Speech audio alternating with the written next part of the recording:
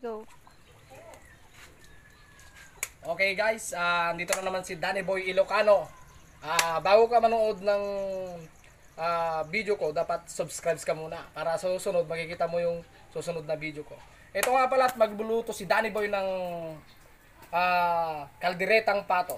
Para maniwala ka, ito yung pato. Ito yung lulutuin natin ngayon, namin narinig ko kanina. Dapat yung ulo na, tanong manamati ka, ngayon pato tilutpik. Eta. At dito yung mga rekado natin as usual.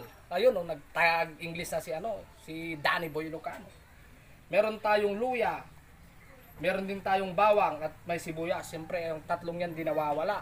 Madimapukaw ako natin Ilocano. At damit ti bell pepper. At damit iti bulbulong na. Magic sarap. Siyempre, nga mako na nga kaldereta no nga ba tomato sauce ti gamitin tayo. At damit ti gatana. Tatta mga ka-Ilocano, mag-start na ako. Play. Okay, ka-Ilocano, ato'y jay pato. Nga iluto tayo. Ngayon, gagawin natin muna, siyempre maglagay tayo ng mantika. Mantika ako na Ilocano. Lalagay mong mantika dapat mild lamang.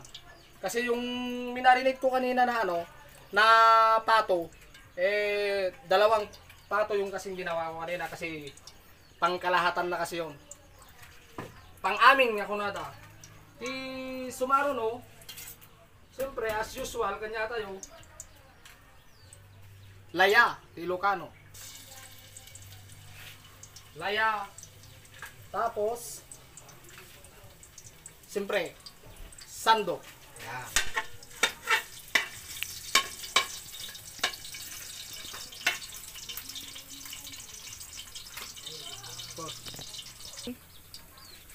Ngayon, ang susunod dyan kay Ilocano, si sumaro dita, kit bawang. Sarunuta ti bawang, nga igisa. Tapos, medyo kainta ti apoy na, tawan ti apoy na. Medyo haggard ni Danny Boy Tatata. May kadwa nga pangalawang putahe na tong niluluto ko ngayon. Kasi kanina kaldereta rin yung niluto ko na kambing. Ngayon naman pato. Ito recipe ni Danny Boy Ilocano. Katapos noon, medyo awan apoy na. Kailangan tipuyo.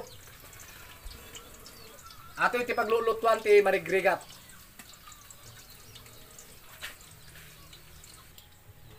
Ngayon, ang susunod, kastoy ti paglutuan ti Ilocano. Kalam, dalikan ti paglulutuan ti Ilocano. Kay Ilocano. Tapos, ang susunod dyan, kita nyo naman, kailangan na din ng sibuyas. Kailangan ng sibuyas yan. Para kompletos recados, ti madamang lulutuin ni Danny Boy Ilocano. Okay.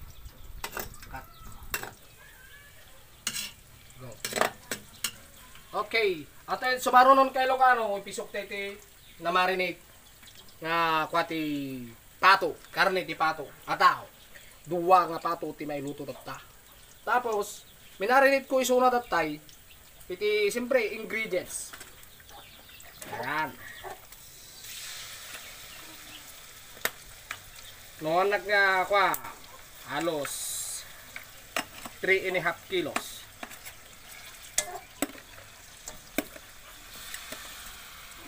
Yun.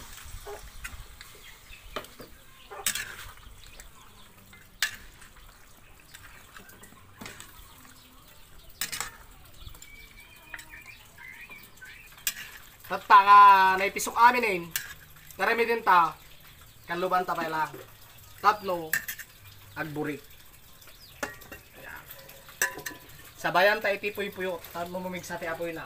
Kay Ilocano. Kasto ti biyag ti marigrigat ng Ilocano, nga kapadak. Kailangan kag puyot, dati may apoy. Ayan. A few minutes later. Okay mga ka-Ilocano, pinaano na muna natin para medyo kumulo na. Ito kumulo na tong inaano natin, ayan na siya. Woo! Delicious! Ayan. medyo haluin na natin eh. Medyo nagtubig na rin siya. Ayan. Ito na siya oh. Ito na mga ka-Ilocano ang calderetang specialty ni Danny Boy Ilocano. Ayan. Ngayon, lalagyan natin siya ng, pero maamoy naman, bigyan natin siya ng bell pepper. Ayan. Ayan natin lahat para wala na matira. Ayan. Ayan. Para may kunting kaalaman lang naman sa pagluluto. Hindi naman ganun kagaling pero marunong naman. Ayan.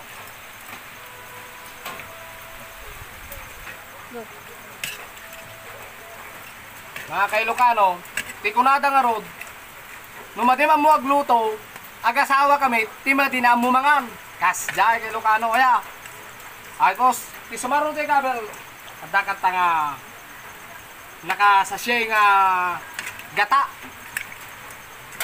Katatigata na, tapos para damdamakit nananam, malinamnam. Ayun.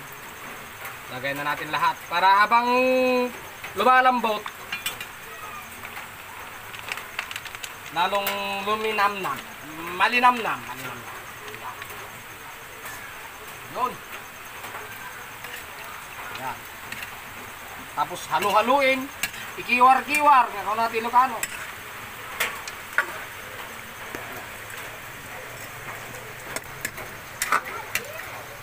Basta di pa ng panukling tayo. Tano, medyo nananam. Ayan. Sa Ilocano. Aguray tayo man tipang mano nga minuton. Tano, saka tayo ito ilaw tayo. Nadunga pa nga Ricardo na. Tapos, tingnan natin Ilocano, puyotam, tano, dapoy na.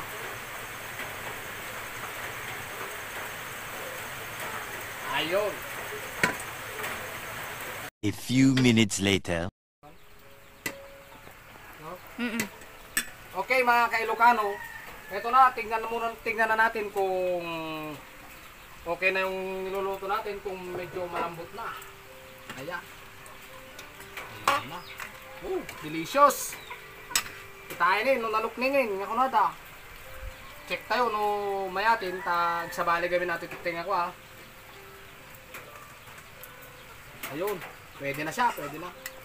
Ngayon, so dyan, lalagyan ulit natin ng ano, ng tawag dito, tidbits. Pineapple.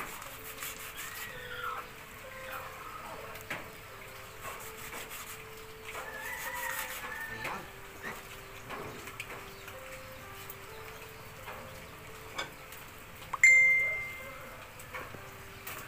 Ayun. Ayun. Bigyan pa natin ng isa para mas malasa masyado. Bigyan pa natin ng isa. Masyadong malasa.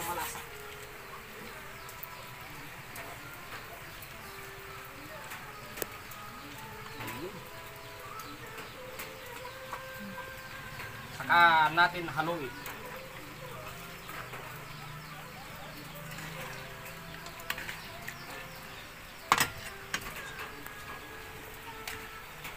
Ayun.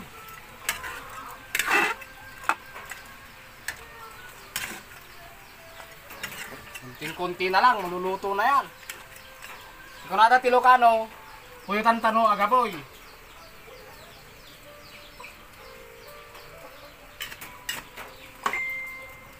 Yan. Tata, matayumanin, kaliban. Saktong to damdama.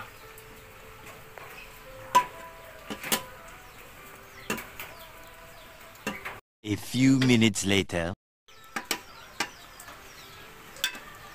Okay mga ka-Ilocano, ngayon titignan na naman ulit natin tong niluluto natin.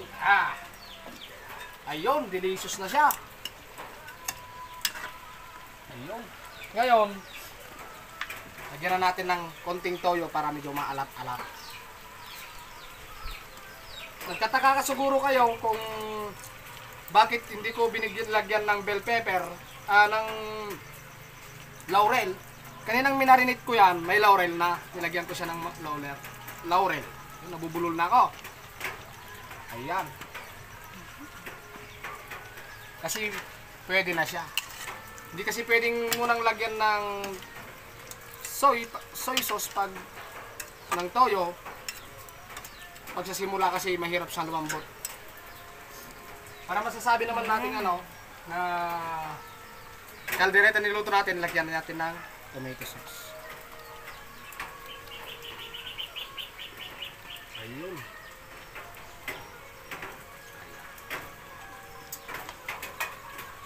Ngayon mga kailokano, may natitira pa ako dito. Carnation evaporada. Kasi sabi kanina, nire-request nila, gusto nilang may evaporada. Lagyan na rin natin.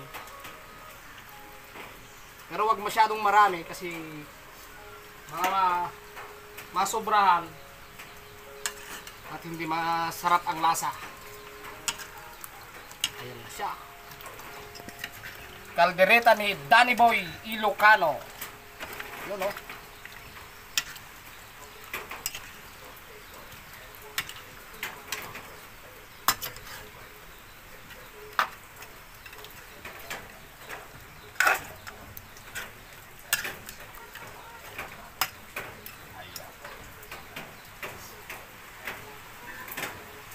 Ngayon mga ka-Ilocano, antayin na natin siya hanggang masipsipin nung karne yung nilagay nating ricado o kaya ingredients. Ganyan. Kung natin Ilocano, puyo tam tatlo umapon. Yan. Murahin tayo lang inin hanggang na malpas nga maluto at iserve tayo. Tanong manganin. A few minutes later. Okay mga ka-Ilocano, ayan. Tingnan na natin kung luto na yung kalderetang pato ni Danny Boy Ilocano. Ayun o. Luto na siya guys. Pwede na siyang iserve. So, ayang ano na yan, mga ingredients na yan, kaya may tubig na siya. Ngayon, try natin tikman kung masarap nga ba itong luto ni Danny Boy Ilocano. Ayan.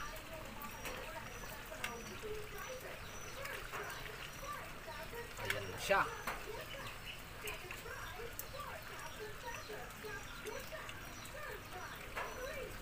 Ayun. Try na natin tikman ngayon kung pwede na siya. Ayun. Mabango, masarap. Tikman na natin kung gaano kasarap o kalambot.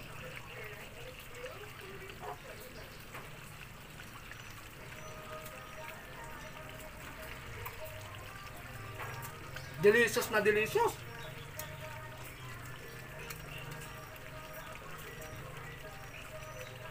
So ngayon mga ka-Ilocano, maraming salamat sa pagtapos nyo sa panonood sa video ko. Ito na siya ngayon, yung finished product natin na nilutong patong kaldereta ni Danny Boy Ilocano. Kaya nga, para sa susunod na video ko, i-subscribe mo na yung channel ko at click mo na rin yung notification bell para sa susunod na video, makita mo ulit yung video ko. Maraming salamat sa oras nyo sa panonood.